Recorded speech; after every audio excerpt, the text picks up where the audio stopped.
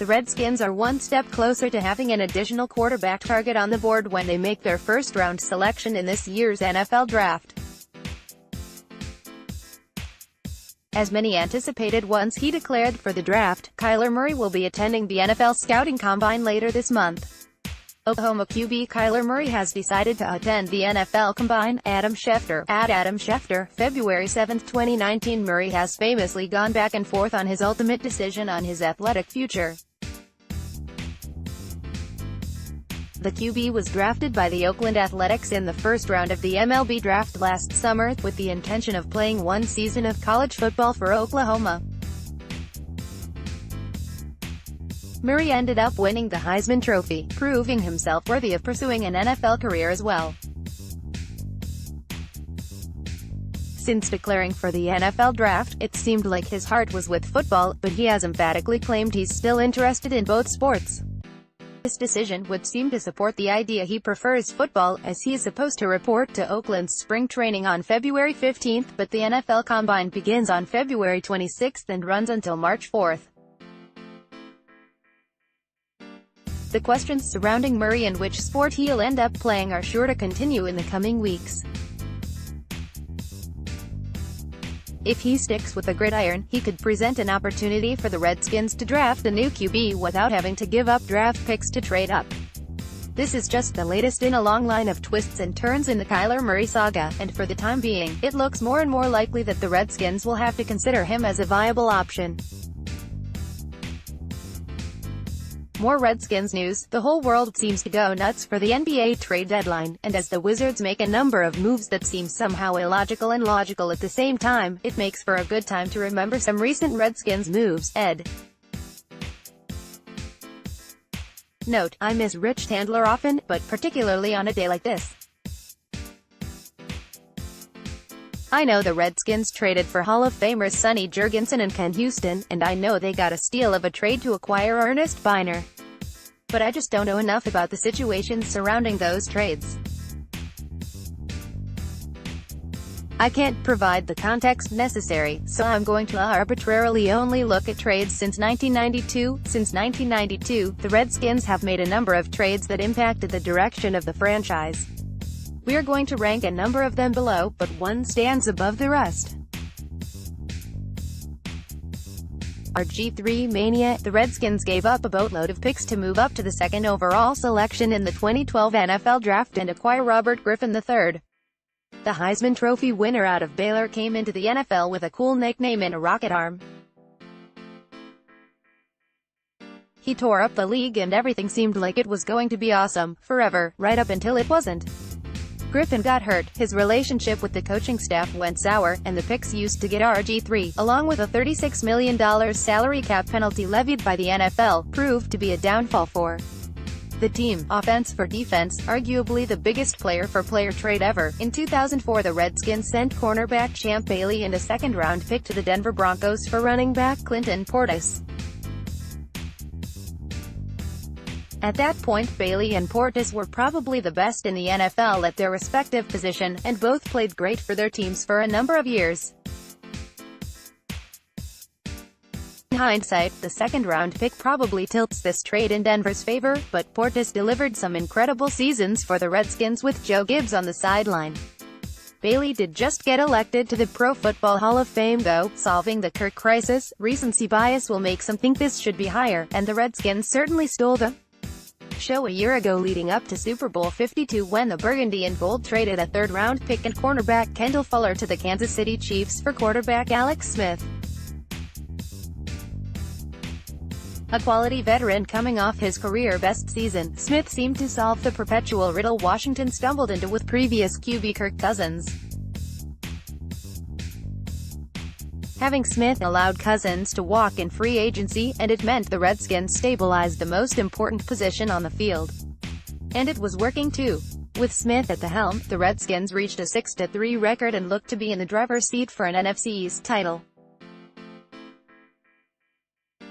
until he got seriously hurt in Week 10, and now with his football future in serious jeopardy, his 2018 contract extension looks like an anchor for Washington's future salary cap. Mike Ditka and Wild Things in New Orleans. In 1999, Mike Ditka told anybody would listen he just had to draft running back Ricky Williams out of the University of Texas. To do so, Ditka said he would trade his entire draft, and the Redskins obliged his largesse. The Skins got the Saints' entire 1999 draft, all of it, so New Orleans could move up from the 12th pick to the 5th pick and take Williams. The Skins made moves of their own with all the new draft picks, moving up to the 3rd overall pick to draft Champ Bailey. The biggest piece that came from the trade was New Orleans' first-round pick in 2000, which the Redskins used to take Penn State LB LeVar Arrington. This was a wild scenario, and a lot happened, but in the end, the on-field production never matched the trade fireworks. Go big, house, or go home. In 1992, the Redskins really wanted Desmond Howard, a Heisman Trophy-winning receiver out of Michigan. At that point in time, the Skins were defending Super Bowl champions and the best-run franchise in the NFL. So when Washington gave up 2 first-round picks and a 3rd-rounder to move up from the 6th spot to the 4th spot to take Howard, it seemed like he would be the next bright star in the Redskins solar system. It didn't work that way. Howard had just 3 catches as a rookie and never had a 1,000-yard season as a receiver. NFL rules at the time did not protect wideouts and allowed defensive backs to play a very physical brand of football, and at just 5'10" and 185 pounds, Howard struggled to get off the line of scrimmage. He did remain a dangerous punt and kick returner, and won MVP honors in Super Bowl 31 for an outstanding performance that included a 99-yard kickoff return for a touchdown. There are other trades.